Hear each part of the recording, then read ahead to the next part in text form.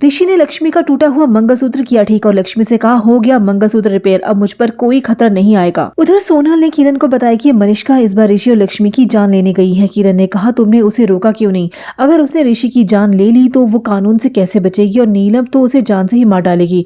हमें अगर मनीषा को बचाना है तो हमें पहले ऋषि को बचाना होगा। फिर किरण ने किया मनीषा को फोन, कहा कि वो ऋषि को मारने का इरादा छोड़ दे, लेकिन मनीषा ने कहा आज वो ऋषि को मार के ही रहेगी।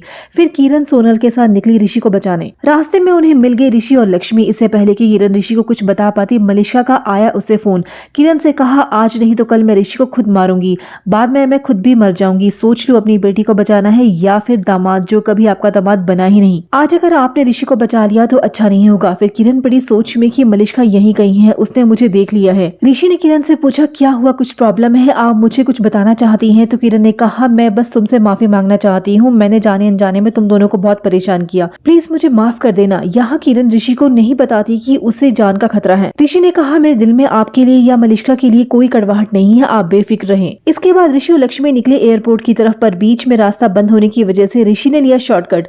यहाँ लक्ष्मी ने ऋषि से रुकवाई गाड़ी, कहा आज हम कहीं नहीं जाते, वो रोड का बंद होना, बाइक वाले का इस तरह से आ जाना सही नहीं लग रहा है मुझे। तभी वो बाइक वाला आया, फिर से ऋषि और लक्ष्मी की गाड़ी के पास, फेंका एक कागज ऋषि की गाड़ी में। उस कागज में लिखा था अगर तुम मुझे पकड़ पाओ तो खुद को बोलना रियल मर्द, वरना अपनी बीवी को मुझे सौंप देना।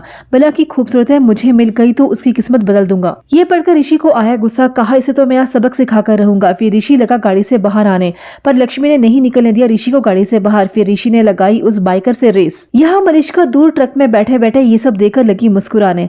इधर वो बाइकर आगे आगे, फिर ऋषि उसके पीछे पीछे और ऋषि के पीछे मनीषा। फिर तीनों निकले एक सुनसान रास्ते पर। जब रास्ता खत्म हो जाता है तो बाइकर अपनी बाइक मोड़कर वापस चला जाता है।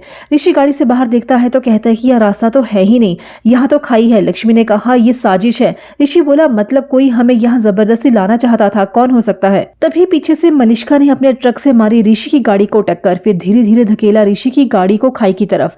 ऋषि ने लक्ष्मी से कहा आगे खाई है, कूद जाओ। तो भाई ऋषि और लक्ष्मी ने गाड़ी से कूदकर बचाई अपनी जान। आगे की अपडेट्स के लिए बने रहिए चैनल के साथ।